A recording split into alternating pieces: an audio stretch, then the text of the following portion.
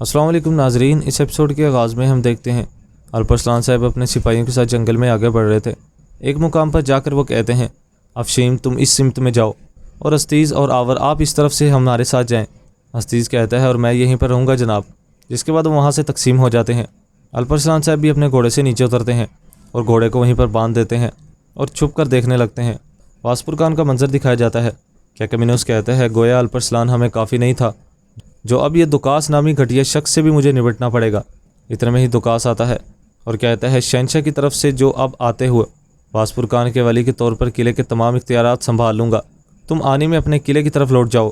کیکامینوس کہتا ہے، واسپورکان آنی اور اس کے علاقے کی ولایت کی سرزمین میری ملکیت ہے۔ دکاس کہتا ہے، دیکھ رہا ہوں کہ شہنشاہ کے احکامات کی خلاف ورزی کرنے میں بالکل نہیں ہچکچا رہے ہیں آپ کماندار۔ کیکامینوس کہتا ہے، میں سلطنت کو یاد دلا رہا ہوں کہ میری اندرونی معاملات اس سے آزاد ہے۔ دکاس کہتا ہے، جو مرضی کر لو، واسپورکان پر کسی اندھے کی ولایت ہرگز نہیں چلے گی۔ کیکامینوس کہتا ہے، ویسے بھی واسپورکان پر کسی اندھے کی ولایت نہیں چل رہی ہے دکاس، میں بانٹ رہا ہوں اسے۔ واسپورکان کا نیا والی رومن دیوجن ہے۔ دکاس یہ سن کر کافی حیران ہوتا ہے اور کہتا ہے، کیکامینوس اپنی حماقتوں سے قدیم روم کی صراحتوں کو خطرے میں ڈال رہے ہو، میرے صبر کا پیمانہ لبریز کر رہے ہو تم۔ دکاس کہتا ہے، شہنشاہ سے جواب آنے تک تمہارے گمان کے مطابق تمہاری حیثیت کے درجے میں تم میں سے کسی کو بھی نہیں ملوں گا۔ جس کے بعد دکاس روانہ ہوتا ہے۔ ادھر دوسری جانب اقصیٰ قید میں تھی۔ اتنے میں ہی اس کے پاس امیر بوزان نقاب لگا کر آتا ہے۔ بوزان اقصیٰ کو اٹھاتا ہے۔ اقصیٰ کہتی ہے، اب مجھے کہاں لے کر جا رہے ہو؟ جس کے بعد وہ وہاں سے جانے لگتا ہے۔ اقصیٰ ان پر حملہ کر دیتی ہے اور کہتی ہے، جہنم میں جاؤ تم شیطانی امام۔ اقصیٰ اس پر جیسے ہی حملہ کرنے لگتی ہے، اسی دوران ہم دیکھتے ہیں اقصیٰ اس کا نقاب اتار دیتی ہے اور اس کا چہرہ دیکھ لیتی ہے۔ ادھر دوسری جانب جنگل میں الپرسلان صاحب گھات لگائے بیٹھے تھے۔ سامنے سے ان کو گھوڑے گزرتے نظر آتے ہیں، جس کے بعد آور سپاہی وہاں پر ایک آواز نکالنے لگتا ہے۔ الپرسلان صاحب فوراً ہی اپنا گھوڑا کھول کر وہاں سے روانہ ہوتے ہیں اور آور کے اشارے کے پیچھے آنے لگتے ہیں۔ ادھر امیر بوزان اپنے آدمیوں کے ساتھ جنگل میں آگے بڑھ رہا تھا۔ ادھر الپرسلان صاحب بھی اس کے پیچھے آ رہے تھے اور اپنے گھوڑے سے نیچے اتر جاتے ہیں، اس کے نشانات کا تعاقب کرنے لگتے ہیں۔ الپرسلان صاحب کہتے ہیں، چلو سپاہیوں۔ جس کے بعد وہ لوگ ایک غار کے پاس پہنچتے ہیں اور اپنے گھوڑے سے نیچے اترتے ہیں اور اپنی تلواریں نکال کر غار میں جانے لگتے ہیں۔ ادھر اندر بہت سے سپاہی پہنچ چکے تھے۔ الپرسلان صاحب پیچھے سے آ کر کہتے ہیں، غزنوی۔ وہ لوگ اپنے سپاہیوں کو دیکھ کر کافی حیران ہوتے ہیں۔ اتنے میں ہی بوزان وہاں پر آتا ہے اور کہتا ہے، کیا چل رہا ہے یہاں پر؟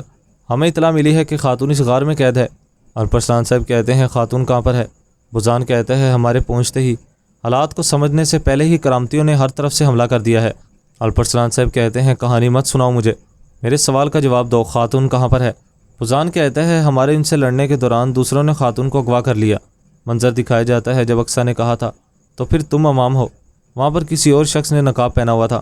اتنے میں ہی وہاں پر آواز گونجتی ہے، غزنوی سپاہیوں نے حملہ کر دیا ہے۔ اتنے میں ہی وہ لوگ وہاں پر بوزان کو لے کر آتے ہیں۔ بوزان وہاں پر پہنچ کر کہتا ہے، تو لڑکی کو تم نے قید کر رکھا ہے یہاں پر؟ جس کے بعد وہ لوگ وہاں پر لڑنے لگ گئے تھے اور اقصیٰ خاتون بھی وہیں پر موجود تھی۔ اتنے میں ہی آدمی سائڈ پر جا کر بوزان سے کہہ رہا تھا، خاتون نے میرا چہرہ دیکھ لیا ہے جناب۔ بوزان کہتا ہے، یہ سب کچھ کیسے ہوا؟ اس کا تمہیں جاننے کا مطلب ہے کہ میرا راز کھلنا۔ اب خاتون کو الپرسلان کے حوالے نہیں کر سکتے ہیں، فوراً اسے یہاں سے نکالو۔ جس کے بعد وہ بوزان کے ساتھ وہاں پر ایکٹنگ کرنے کے لیے لڑنے لگتا ہے تاکہ وہاں پر اقصیٰ کو شک نہ ہو۔ اتنے میں ہی وہ لوگ اقصیٰ کو لے کر وہاں سے جانے لگتے ہیں۔ اس طرح سے یہاں پر بوزان کا یہ سارا منصوبہ تھا۔